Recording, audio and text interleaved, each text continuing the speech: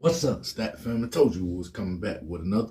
We got Muggsy Bogues on Michael Jordan, Larry Bird, and more.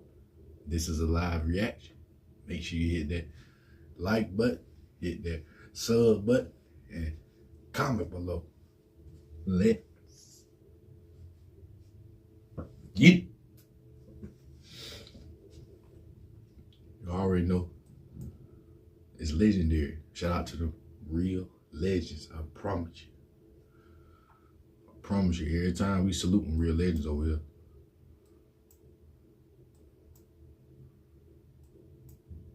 We're gonna get it started early.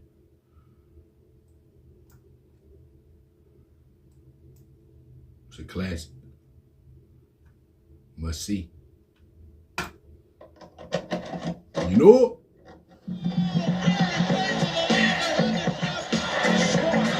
Hey guys, this is Dominique Wilkins. Hey, this is Sean Kemp. This is Gary Payton. Hey, this is Muggsy Bogues. NBA fan, what's up? This is Vince Carter here. Hey, what's up? This is Matt Barnes. If you're an old school NBA fan like I am, make sure you check out the Basketball Time Machine with my man Sean Davis. Sean Davis, salute Hello, you. good day to y'all. How's it going? I'm Sean Davis. Welcome back to the show. In today's episode, we got a true NBA legend, Muggsy Bogues. Welcome to the show. Dunbar. Thanks for having me. Now, Muggsy, unfortunately, your playing days are over, but you are one of the most popular players, especially when it comes to the 1990s. So I wanted to talk a little bit about your career before we talk about what you're doing today. So my first question actually goes back to, basically before your NBA career. Who were the players that you were looking up to when you were a kid? Well, for me, it was a little different, because I didn't have anybody in the NBA or in college that kind of simulated myself.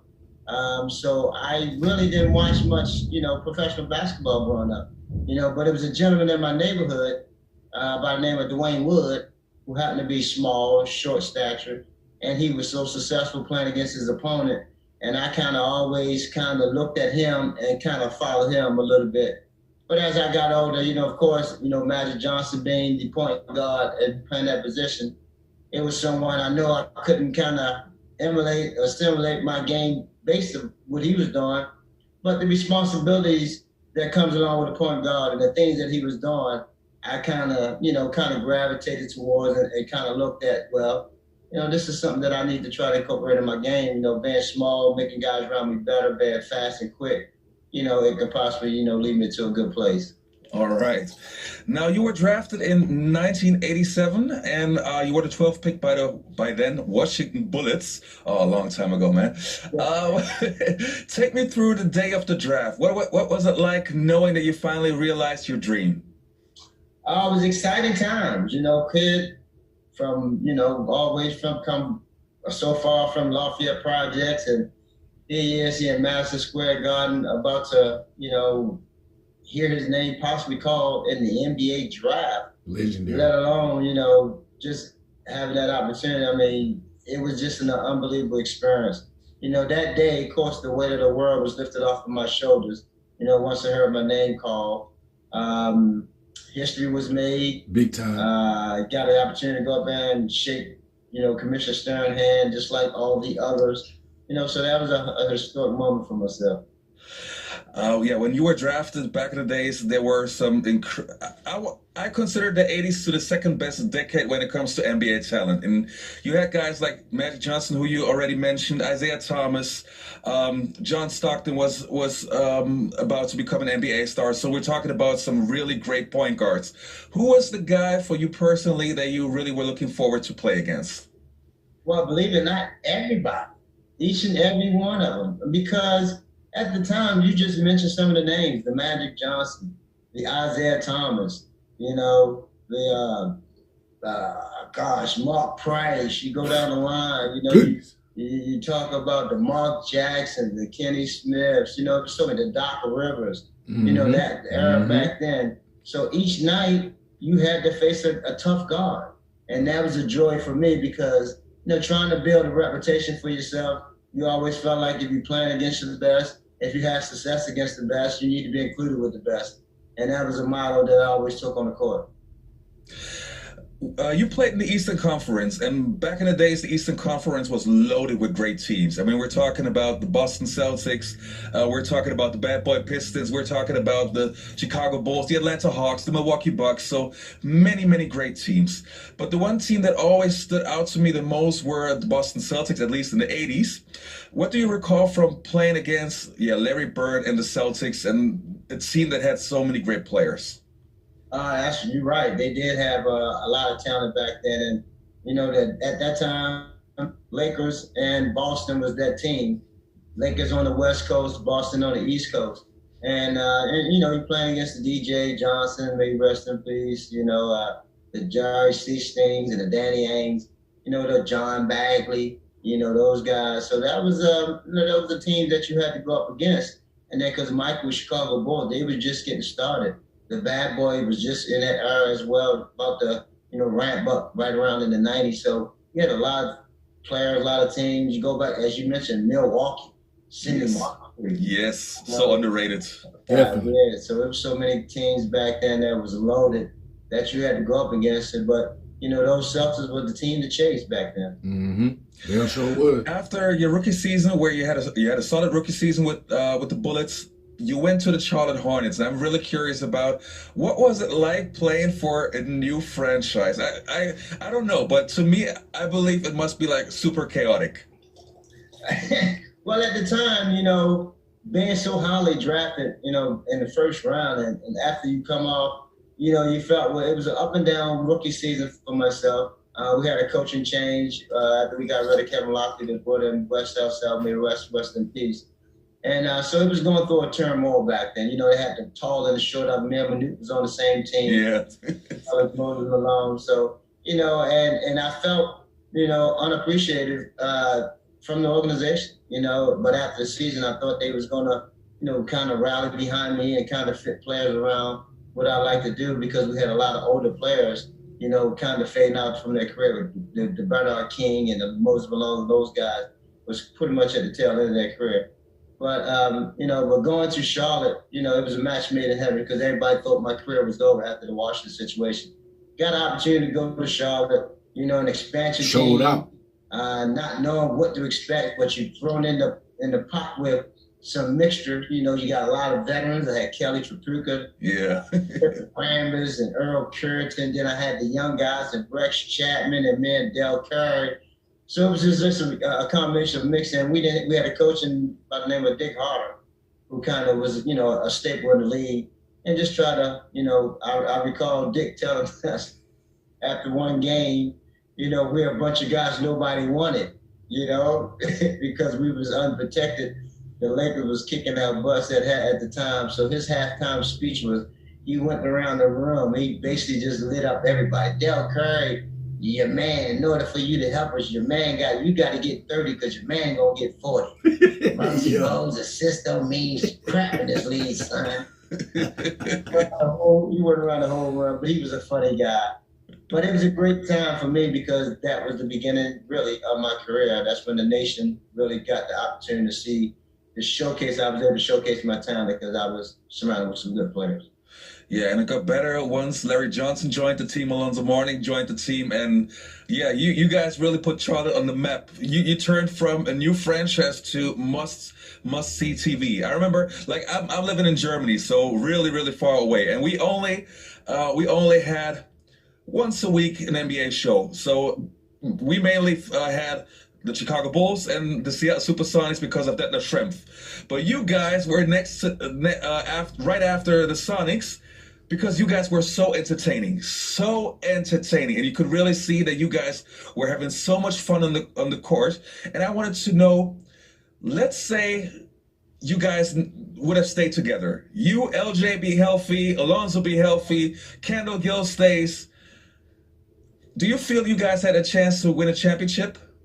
I really believe we would have had a shot. I really do, because that core right there, it was young, but it was starting to come and formulate together.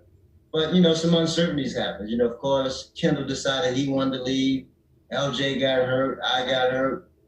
Then Zoe, he decided he wanted to leave. But at the beginning, we was excited. We was having fun.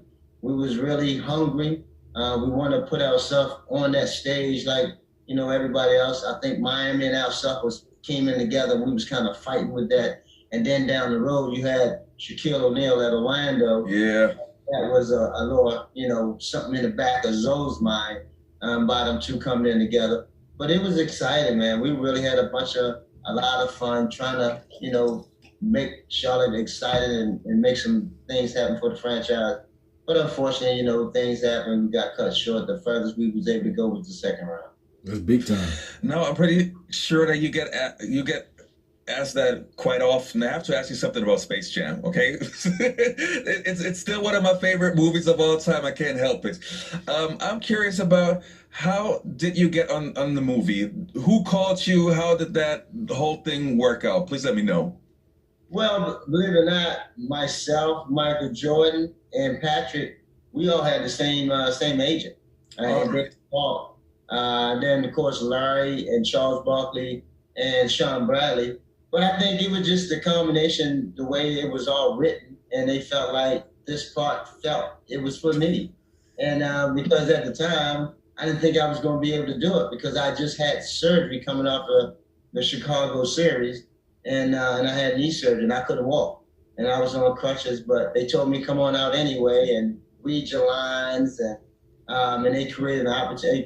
They had this dolly where they were able to pull me on a dolly, so I wasn't really walking. I was just moving my shoulders like I was walking. Yeah. And they said, "Hey, we got to have this kid in there. He did great." And but I'm grateful they did because man, we had a blast on the set, and here it is. Didn't even believe I know that it would turn out to be such an iconic movie. Big time. Yeah, it's a classic now, man.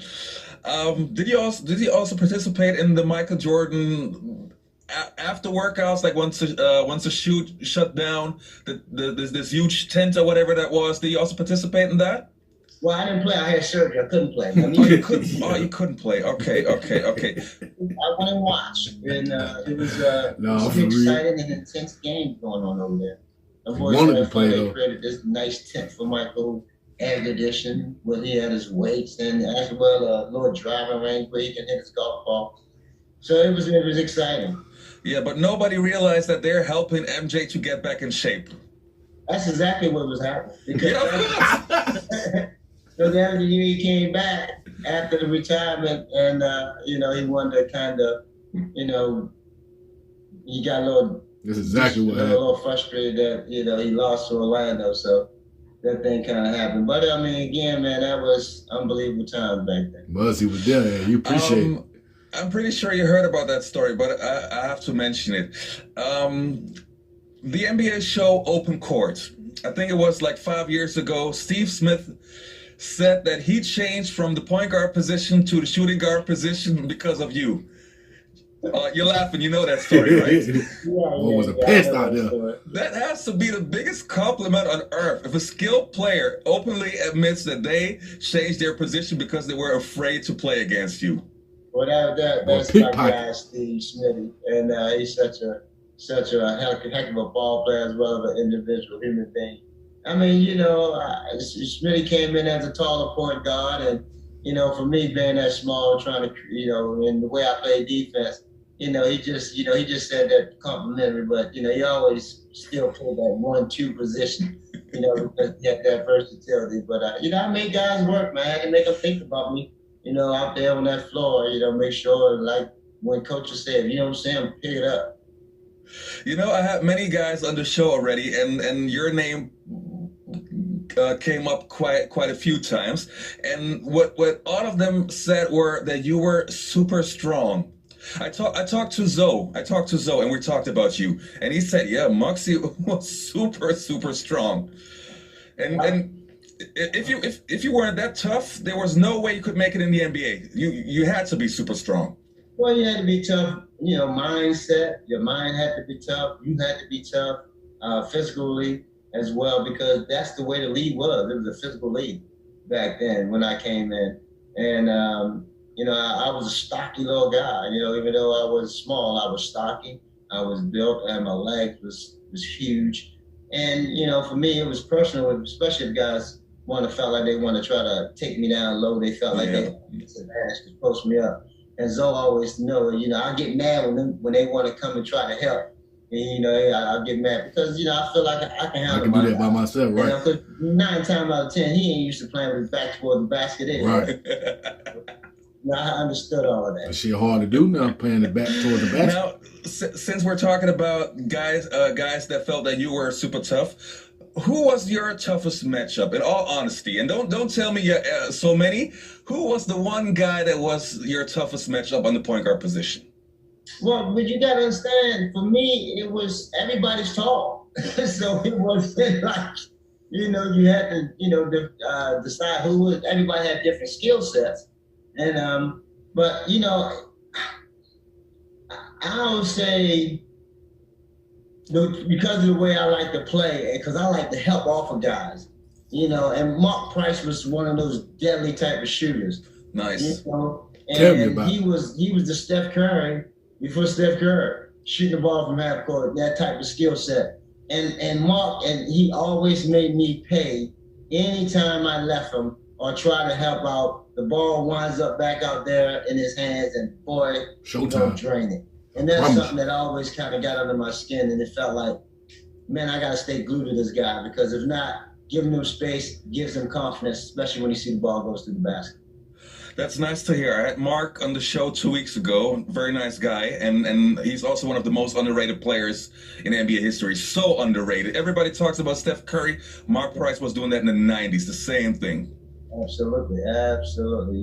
We have those type of players that people kind of tend to forget about because of today's society and what they're seeing. But, we have some players, man, that Kevin Johnson. Yes. What? So you can get, torch out there, talk about old Jay Humphries. I can go all down the line about the guys back in our era who played that position. Brian Fleming, that leaver, Talking about them real legends. So I keep going all day long, man. You're remembering the good guys. Michael Adams, Fat Lever. Oh, I love them. Now, one more question before we get to what you're doing today. Now, I wasn't expecting that you say Mark Price, but I'm happy you did. But how would you approach guarding somebody like Penny Hardaway, prime Penny Hardaway, super tall, skilled with the ball? How would you guard somebody like him? Well, Penny he was one of them tough guards as well. Again, everybody was similar to me the way I played. They always tried to post me up, but it was very hard to do so. They wind up big and stocky down there, especially when they're trying to bring the ball up. They may have the off guard try to bring it up and then send them down to the post. So, but Penny was one of those guys. Him and Magic were similar because they was capable of passing the ball as well as Mark Jackson. Oh yes. Another one. Mark was another one who played down there with his back towards the basket. That's what the GP, same thing. Yes. All those guys are similar. But all of them, for me, they similar to me. So, because I had to play them guys all the same way and certain different. Now, obviously, since you retired, you kept yourself busy, and you had many projects over the last years. But we talked a little bit before the interview. There's one project that that is your, let's say, your, I don't want to say most important project, but the one where your heart really is into. Can you tell me something about it, please? Well, it's not mainly a project. It's my foundation. It's the Family Foundation, where we're trying to continue to support and empower the community. I have some programs where we offer scholarship to vocational students because a lot of kids still have that aspiration of working with their hands and become engineers and that sort of speak. So we want to give them a resource to know that they got somebody out here that's helping. And then also we're tapping into the homeless, feeding the homeless. With everything that's going on with the pandemic and people are really struggling out here financially. We just want to do our part. So we're partnering with some of the folks here in Charlotte, Charlotte Rescue Mission, as well as Charlotte Harvest Center and Goodwill, because those people kind of align with the things that we're doing. And that's who I'm reaching out to, the people that kind of doing what I'm doing, and so we can kind of, make this a better world for the people that need those type of resources. So thank you for letting me share that information. And anybody want to find out what we are actually doing, they can always go to the MuggsyBoguesFamily.org and find out what we're all about. I will post a link underneath the video, so if you want to support it, it's a great cause. Check out the link in this description box. Muggsy, it was great having you on the show. It's legendary. Big time. Thank y'all, Stat Film, for watching the full video. We're going to be back with another video after this video. Make sure y'all stay prayed up. Y'all be safe. Y'all be good. You know?